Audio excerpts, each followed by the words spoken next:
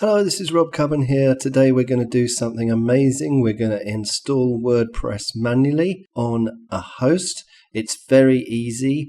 It's free. You only need to pay for the host and the domain name. So let's get going.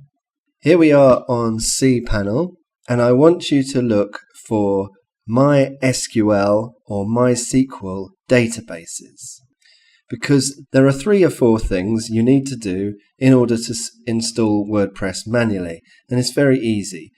You have to create a MySQL or MySQL database, a username and password, and add the user to the database. That's all you need to do, and WordPress will do the rest. So here we are on the cPanel, and we're looking for databases. And here we have database tools. And remember, we're looking for MySQL. Well, there's a MySQL wizard here and MySQL databases. I'm going to click on MySQL databases. And here we can clearly see how we can create a new database. You simply put a name in there and click Create Database. But remember, you've got to keep a record of all of this. So let's put in a name, and again, this information is extremely sensitive, so really be careful with it. Now have a look there. There is a prefix to this database. You need to copy that as well, because the name of this new database will be this prefix followed by the name we've given it. So I've copied that, and I'm going to click Create Database. Okay, that's all done, and there's the name of the database there. So we'll go back. Now we need to create a user with a password. And here I'm going to paste in a password that has upper and lowercase and numbers in it, and it's very strong, which is good. So now I'm ready to create that user, and I have copied down the password and the username with the prefix create a user. So we've created that user. We go back. One more thing to do, add user to database. There's the user, there's the database, add all privileges, make changes, and now we've done it. That's all we need to do on the MySQL databases section of the cPanel. But now we need to download WordPress files and upload them to the server. So we go to wordpress.org, and here you will find lots of useful information: the themes repository or repo, the plugins repository or repo, support, absolutely amazing support forums. As long as you are detailed with your explanation for the issue you're having, then it's fantastic. But we're just going to download the software now, and it's 8 meg, so we're going to download the most recent version of WordPress. Okay, so WordPress has finished downloading. This is the file we get. It's WordPress-4.5.zip, and that will be, if you're watching this video later on, it may be WordPress 4.5.5.zip or something like that, but don't worry, it's all the same. We open that zip, and that's double click on the Mac. You might have to right click and open or extract on a PC. And in WordPress, here you'll see the files. We've seen them before in another video. They are WP content, WP includes, WP admin, folders, and a lot of PHP files starting with WP hyphen. Also an index.php file. Now all of this needs to go up onto the folder where your host is. And to do that, we need to go back onto cPanel. And on cPanel, we need to look for File Manager. And there it is under Files. Now what you can do is go into FTP Manager and set up an FTP account, which then you may access via an FTP client, such as FileZilla. Now, if you're uploading a lot of files a lot of times, then that's quite a good idea to do that. It's a little bit quicker, and it means you don't have to go into cPanel all the time to upload and download files to your website. However, we're probably only going to be doing this the one time, And after this point, WordPress will handle all file uploads and downloads for us. So I'm going to do it via File Manager. And here is the file manager that you will see for your website. It will probably be quite similar, although you won't see exactly the same folders. But usually the files of your website can be found in public_HTML.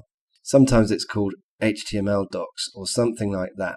If you go in there, you will then see the files of your website. And if you have WordPress installed, you'll see those folders, those free folders that we talked about, and those other files as well.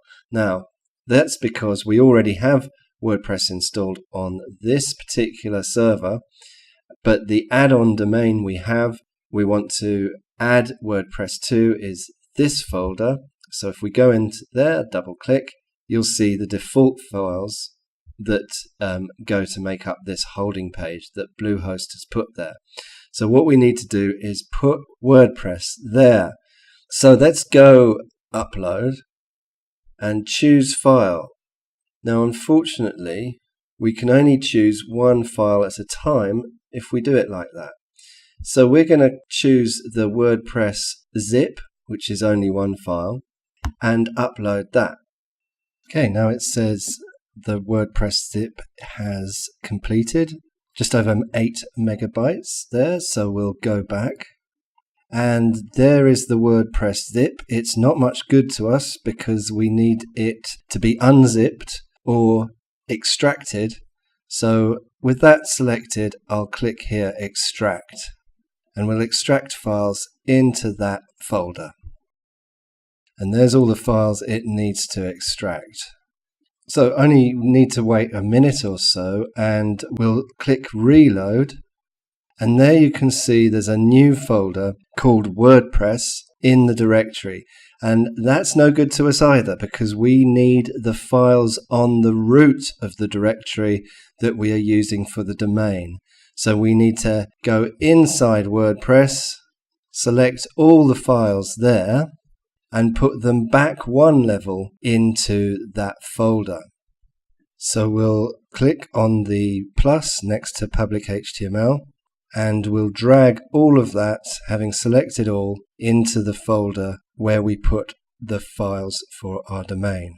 So we'll click back on that folder there, and now we have all the WordPress files and we're ready to install WordPress. I'm just going to delete that empty folder there to keep things tidy. We can either click on a folder and click delete here, or you can actually right click and delete there. We also have that zip file that we don't need either. And while I'm about it, I might as well delete all those Bluehost files that were there as well.